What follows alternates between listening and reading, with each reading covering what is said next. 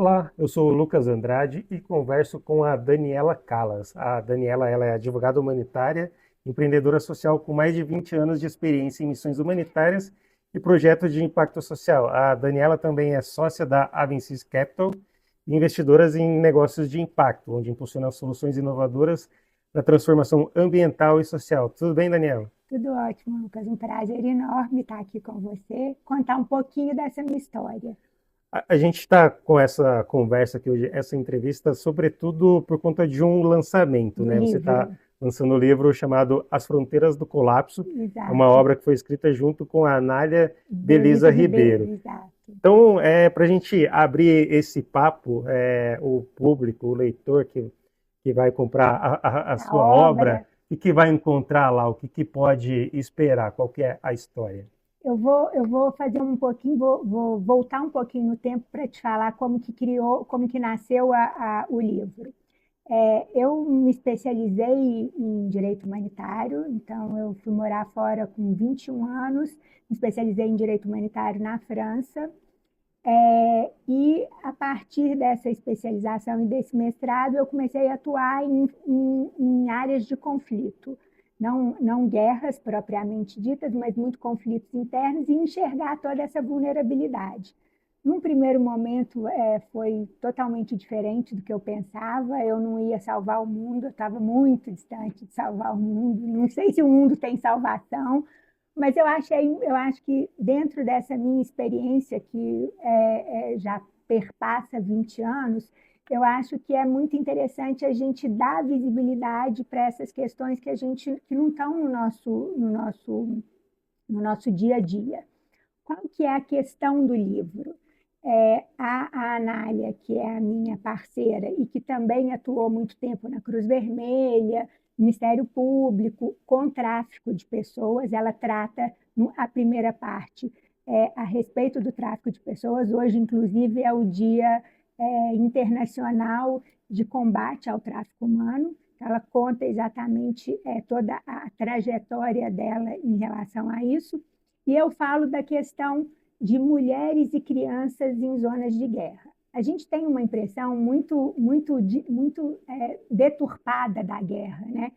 A gente imagina a guerra, eu acho que a maioria das pessoas imagina a guerra ali num campo de batalha, um fronte entre exércitos.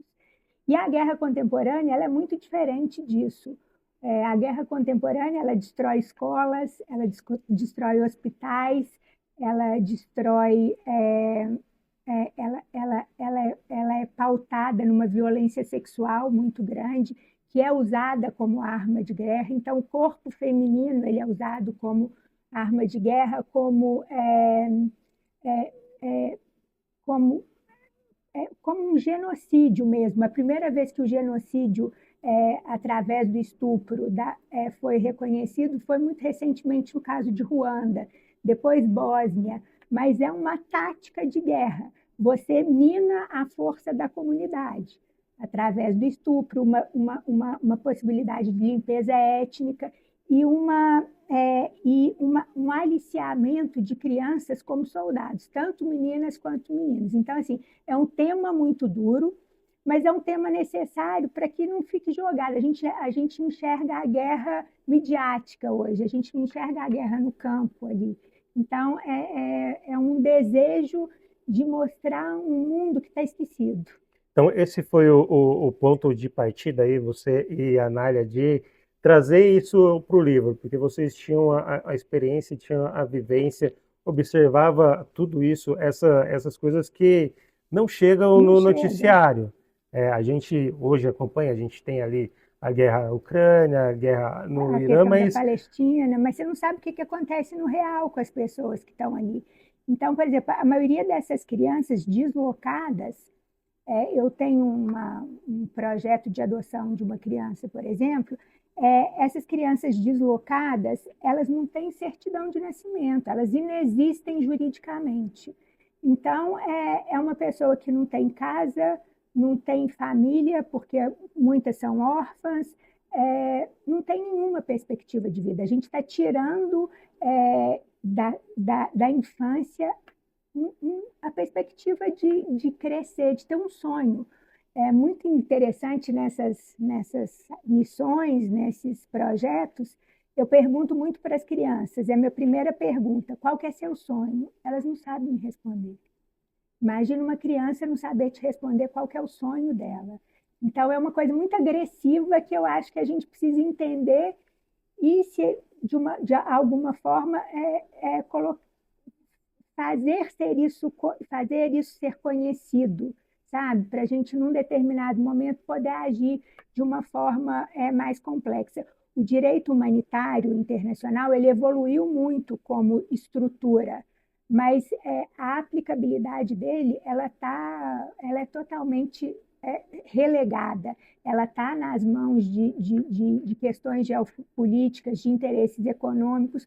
A efetividade do direito internacional humanitário é muito baixa. É lógico, a gente tem uma situação de um conselho da ONU que tem um poder de veto. Então, por exemplo, Estados Unidos e China não são signatários do Tribunal Penal Internacional, da Corte Internacional de Justiça. Então, isso dificulta muito a aplicabilidade das leis. As leis existem, mas elas não são efetivas. E tem sido cada vez mais difícil. Você mencionou isso da China, dos Estados Unidos, essa disputa geopolítica, isso acaba interferindo muito nessa atuação humanitária. Não, muito. Além do dinheiro estar sendo mais escasso, porque com essa transição americana de governo existe uma outra visão. Mas eu acho que isso não pode ficar na mão só dos Estados Unidos, isso não é um papel americano, isso é um papel da humanidade.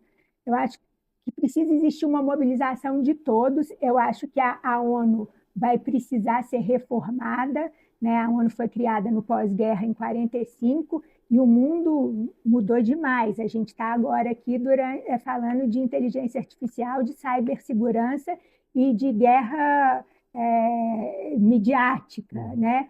Então, assim, o mundo mudou demais. Nesse mundo, as instituições precisam ser atualizadas junto com essas mudanças. Eu queria até pegar carona nessa sua fala, que você diz que aprendeu, né, que as fronteiras mais profundas não estão nos mapas, né? Isso faz muito sentido nessa sua fala, mas entre a dignidade e a exclusão, seria caminhar mais nesse sentido. Exato, a gente focar mais, a gente ver o que é exclusão. A nossa desigualdade está aumentando, a tendência é que ela continue aumentando e a gente não está enxergando isso. A gente está falando de fronteiras, de guerras do Estreito de Hormuz, da questão palestina, mas o que está acontecendo ali dentro de cada caso? A gente não estuda nem mesmo a história. A gente está falando de Irã recentemente, mas a gente não sabe como que foi o século XX no Irã. Se você entender o que foi o século XX no Irã, e como que foi o governo no Irã no século XX, você consegue ter uma ideia muito maior. E tem muito da sua atuação, que é esse foco com criança e com as mulheres. Exato. É bem focado, o livro especificamente é bem focado na história de mulheres e crianças, porque eu acho que elas são as grandes prejudicadas. São 80% dos refugiados hoje em dia, das pessoas refugiadas de conflitos ou ambientais, são mulheres e crianças. Daniela, agora eu queria trazer essa conversa mais para o seu lado de investidora, né? De investidora em negócios de impacto. Como que essa frente complementa a sua missão humanitária? Então, durante muito tempo eu fui realmente uma advogada humanitária. Num determinado momento eu precisei de ganhar um dinheiro, então eu migrei para o direito internacional, mas em 2014 eu voltei para o humanitário de novo, com a crise do Haiti. Fui contratada para fazer uma consultoria e acabei voltando para o humanitário. Só que o seguinte, para eu continuar apoiando essas iniciativas, precisa de recursos, né? E eu acho muito importante num projeto você lutar pelos seus recursos e você conseguir construir esses recursos. Falei, como que eu posso juntar essas duas questões? Então, eu procurei alguns investimentos de impacto, alguns investimentos que gerassem lucro, mas trouxessem algo acoplado, que seria o social e o ambiental. Então, um primeiro projeto é a Nexicom, que é uma indústria de resíduos, de materiais de construção civil feitos só com resíduos da indústria. Qual que é o grande diferencial? É que ela tem qualidade e tem preço. Então, os nossos produtos têm uma qualidade mais alta do que os produtos que estão no mercado, e como a nossa matéria-prima ainda é uma matéria-prima relativamente barata, porque a gente está falando de resíduo, eu consigo ter uma qualidade muito mais alta com um preço acessível. E é isso que me dá essa força, é isso que tem me dado essa força e que tem gerado tanto interesse nessa empresa específica. E, além disso, esse preço mais baixo e essa qualidade boa, ela gera uma questão social muito importante, porque o grande problema hoje das comunidades é a questão térmica, por exemplo, questão de ruído. E esses materiais nossos, eles são isolantes térmicos, isolantes acústicos e são extremamente duráveis. Um telhado hoje de fibrocimento dura numa comunidade de 2 anos a 3 anos. A gente tem uma durabilidade de 10 a 15 anos. Então, você dá uma condição muito melhor para uma família também, além da questão ambiental. Hoje, 40% das emissões de carbono são geradas pela construção civil e tem muito pouco sendo feito sobre isso. Então, foi uma maneira que eu consegui pensar de unir esses lados, humanitário, social, ambiental, e continuar gerando lucro. Afinal de contas, a gente vive num país capitalista e a gente não pode fugir disso. Eu queria entrar justamente nessa parte, né? Até pegando o exemplo que você deu dessa investida, é um negócio que, assim, tem um impacto social ali do resíduo, mas ao mesmo tempo é uma coisa que faz diferença, né? Que Total. funciona. Exato. A ideia é essa, assim, quando você vai analisar um projeto, assim, não é pesar mais ali pelo lado Romântico. romântico, ideológico da coisa, vai transformar o mundo, se isso realmente não Não funciona. funcionar. Se a gente, no mundo que a gente vive hoje, e eu acho que a gente ainda, esse mundo vem, o capitalismo ainda vai ter uma duração muito grande. Não sei se a gente vai caminhar para um capitalismo consciente ou não, mas independente disso, tem que fazer sentido economicamente antes de qualquer coisa, porque se não fizer sentido economicamente, você não vai conseguir gerar o impacto que você gostaria. Então, o impacto ele está relacionado com a questão econômica. E a gente está caminhando, você falou aí sobre o rumo do capitalismo, a gente tem visto as transformações tecnológicas, né? Construção de data centers e tudo mais, ao mesmo tempo que a gente tem visto grandes catástrofes, né? A gente grava aqui, mas numa Ambientais. semana que a gente teve evento climático em Ribeirão Preto, no litoral, no Rio de Janeiro, o mundo vai ser Ontem teve forçado. uma queimada numa ilha inteira da Grécia, em Paros. Então, a gente precisa fazer alguma coisa, a gente precisa enxergar que isso está acontecendo. Só que a gente tem que fazer de uma forma que a gente consiga respeitar os padrões atuais, né? E que realmente funcione, né, Funciona, na prática. tem que ser porque e a gente tem que criar oportunidades, né? Eu acho que quando você constrói uma empresa, você forma pessoas, né? Então, forma pessoas a enxergar de uma forma diferente. Eu acho que faz todo sentido esse caminho. Acho que tem que ser um caminho que realmente seja sustentável, não no sentido mais vil da palavra sustentabilidade, mas no sentido literal de sustentabilidade, né? A gente precisa de se sustentar como planeta e como ser humano. Ô, Daniela, para a gente encerrar essa conversa, gostaria de voltar no livro As Fronteiras do Colapso. Pessoal que está assistindo a gente, nosso bate-papo, que se interessar, quem for comprar o livro, o que você espera que esse leitor leve consigo depois que ele.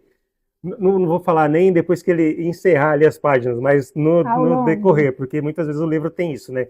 A cada página que você passa, você vai tendo algumas inspirações, assim. O que você espera? eu espero que eu acho que as pessoas consigam enxergar o- é, a nossa humanidade. É tipo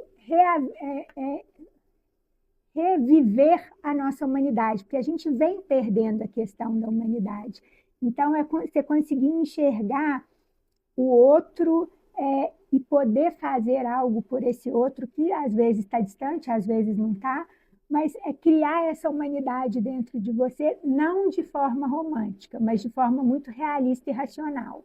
O que a gente pode fazer para realmente tornar um mundo mais justo, um mundo menos desigual, eu acho que enxergar essa questão ética e uma vez que você enxerga isso, você não consegue esquecer mais. Então você desperta, é despertar. Vamos ver, a palavra seria despertar.